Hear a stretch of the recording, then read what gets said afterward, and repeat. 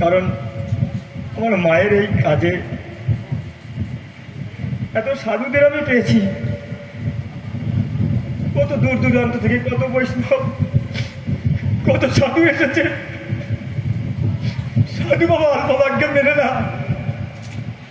কোটি জন্মের ভাগ্য বলে গিয়ে আসিয়া বৈষ্ণব মেনে, বৈষ্ণব অল্প ভাগ্য মেনে না বাবা। কিন্তু আজকে আমার মায়া দাদাকে কি স্বীকৃতি করেছে, এত সাধুগণ কৃপা করে এসেছে।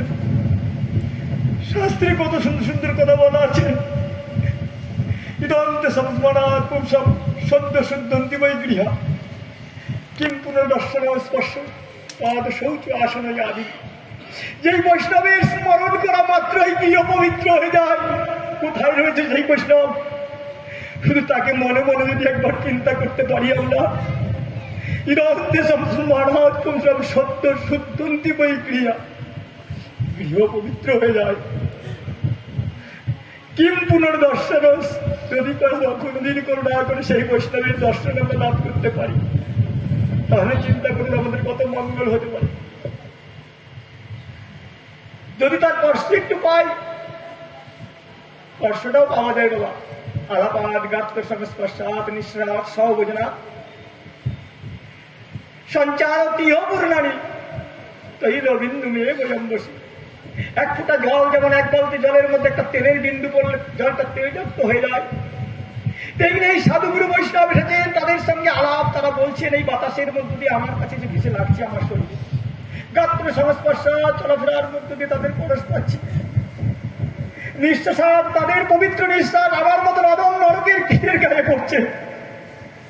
এবং সর্বজনাথ তাদের সঙ্গে আজকে আমরা এক আসনে এক মঞ্চে আছি, তাদের কৃপাটা পাচ্ছি। যে অল্প ভাগ্যে অল্প স্বীকৃতি হয়। করুণাময় মা আমার, আমি দত্তফুলিয়ায় একটা অনুষ্ঠানে এসেছিলাম সিন্দ্রাণীতে। তখন প্রায় 1:10-15 বাজে, এই সব ভক্তরাই প্রায় ছিল। খুব বড় একটা অনুষ্ঠানে আমি বসেছি, সেখানে আমাকে সভাপতি করেছি। আর সেই সময় আমার হরিকথা আরো একটু পরেই শুরু হবে, 10 মিনিট পরেই। আগের বক্তারা বলছেন, আমার পিতাজি ফোন করে বললেন, মহারাজ আপনি কোথায়? মায়ের শরীর খুব খারাপ, মাকে ডাক্তারখানায় নিয়ে যাওয়া হয়েছে, তুমি পারলে তাড়াতাড়ি চলে এসো। আমি বসিরহাটে একটা মঠ করছি মা, আপনাদের করুণায় গুরুদেবের আশীর্বাদে।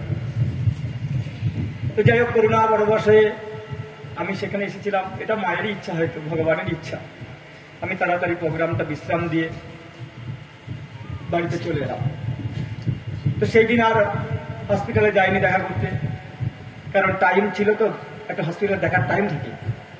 পরের দিন সকালে যাব, তো গুরুদেব হয়তো অনুপ্রেরণা জুগিয়েছেন, আমি বাড়ি থেকে গীতাটা নিয়ে গেছি। জগন্নাথ দেবের মহাপ্রসাদ নিয়েছি, গঙ্গা জল নিয়েছি, আর বহু ধাম ঘুরে যে ধুলি পেয়েছিলাম বৈষ্ণবগণে, সেই ধুলি সংগৃহীত করে রেখেছি, সেটা সঙ্গে করে নিয়ে গেছি। হসপিটালে যাওয়ার পরে 10টার সময় 11টার সময় ঢুকতে দেয়। তো ভগ্নিপতি বললেন যে দাদা চলুন আমরা একটু সাইড দিয়ে ঘুরে যাই। হঠাৎ করে অসুস্থ হয়ে গেছে, ডাক্তার বলেছে মাথায় তাহলে স্ক্যান করতে হবে, কিছু হয়েছে নাকি সমস্যা। তা আমরা বললাম যে আমাদের রোগীকে ডাক্তার বলেছে এরকম করতে, আমরা জরুরি আছে ঢুকবো, ছেড়ে দিল। তো গিয়ে দেখলাম, আমি কি করলাম, বোনকে বললাম এই মায়ের বুকের মধ্যে গীতাটা দিয়ে দাও। ও মায়ের বুকের মধ্যে গীতাটা দিয়ে দিল একদম। আমি মাকে জড়িয়ে ধরে প্রথমে একটা আলিঙ্গন দিয়ে মায়ের পায়ে প্রণাম করে মাকে বললাম, মা যদি কোনোদিন ভুলবশত অজ্ঞানবশত আমার সঙ্গে কোনো অপরাধ হতেই পারে, আমি সন্তান, আমি তোমাকে আজকে সব অপরাধ থেকে মুক্তি দিলাম, তোমার কোনো অপরাধ নাই, জীবনে যত অপরাধ করেছে সব অপরাধ থেকে তোমার মুক্তি। তারপর মায়ের হাতটা তুলে নিজের মায়ের হাতে রেখে বললাম, মা আশীর্বাদ করো আমার। তারপর মাকে বেরিয়ে দিয়ে মায়ের 2 কর্ণে অনর্গল আমি হরিনাম করতে লাগলাম, অনর্গল। আর গুরুদেবের কৃপা আশীর্বাদে গীতাটা আমার প্রথম থেকে শেষ পর্যন্ত একটু অধ্যয়ন করতে পারি। আমি অনর্গল গীতার শ্লোক মায়ের কানে বলতে লাগলাম। ভাগবতের 4th শ্লোকী ভাগবতটা মায়ের কানে বললাম, বহু শ্লোক আদি এবং গীতার মাহাত্ম্য কিছু বললাম। তারপর জগন্নাথ দেবের প্রসাদ মায়ের মুখে দিলাম। গঙ্গা জল দিলাম, বৈষ্ণবদের চরণধুলি মাথায় দিয়ে মাকে ধরে শুধু হরিনাম করে যাচ্ছি কর্ণের মধ্যে। তারপর বোনেরা এক এক করে সবাই দিল মাকে, আমার গুরুদেবেরই আসছে আমার বোন ভগ্নিপতি, তারা মাকে জল দিল, প্রসাদ দিল। আমি তো তখন হরিনাম করেই যাচ্ছি মার কানে। মা আস্তে আস্তে চোখ দিল, তাকে এরকম একটা মিষ্টি হাসি দিয়ে আস্তে আস্তে চোখ দিলে বুঝে দিল। আমি এরকম যাত্রা কারোর দেখিনি। মানুষের কত বিকৃতি হয়, কত রকম মানুষ করে, ভয় ভীতি কত রকম হয়।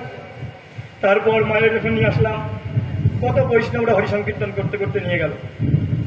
মহারাজদের মতন গুরু মহারাজ বললেন এইভাবে করবে, তাকে সম্পূর্ণভাবে অভিষেক করিয়ে সুন্দরভাবে পুজো পাঠ সব কিছু গুরু মহারাজ যা বিধান দিয়েছেন সেইভাবে আমরা নিয়ে গেলাম। নবদ্বীপ ঘাটে আমার ইচ্ছা মাকে আমি নবদ্বীপ ঘাটে নেব, তাই নবদ্বীপ ঘাটে নিলাম। পূজ্যপাত মহারাজরা গিয়েছিলেন, সবাই সকলেই গিয়েছেন, সবাই আমরা মা রয়েছে, আমরা গোল বেরি করে সমস্ত বৈষ্ণবরা মিলে হরিনাম করেছি। এবং বোনের ইচ্ছা ছিল মাকে একটা ভালো কাপড় পরাবে, খুব দামি একটা শাড়ি পরিয়ে দিয়েছে। অভিষেক স্নান, ঘিত তৈল, পঞ্চগব্য এসব দিয়ে স্নান টান করানোর পরে এবার দেখুন ওরা বলছে যে ইনি কি মঠবাসী? আমি বলছি না, আমার মা হয়। তো আমার মা, আমি মঠের মহারাজ। তো বললেন ঠিক আছে, কাপড়টা তুলতে হবে না, যাও। আমরা বৈষ্ণবদের এই যারা সাধুরা যায় এই সম্মানটা করেন। মহারাজ বললেন যে এই সম্মানটা সাধুদেরকে ওনারা করেন। কাপড়টা খুললেন না, ওইভাবেই দিলেন। এটা একটা দুর্লভ ব্যাপার।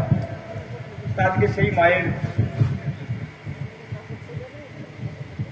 অন্ত্যেষ্টি বলুন, আর সদাম বলুন, আর ভাগবত পাদ পদ্মপ্রাপ্তি আর গুরুপাদ পদ্মপ্রাপ্তি, আপনারা যেভাবে যে যাই মনে চিন্তান করুন।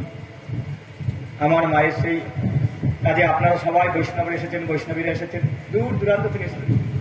বহু কষ্ট আমি আপনাদেরকে দিচ্ছি, আমি ভালো ব্যবস্থা করতে পারিনি বাবা, বহু অপরাধ আমার আছে।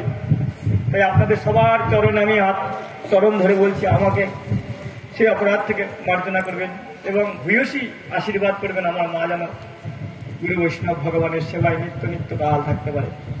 বাঞ্ছা কল্পতরুভ্যশ্চ কৃপা সিন্ধু এব চ পতিতানাং পাবনেভ্যো সর্ব বৈষ্ণবেভ্যো নমঃ।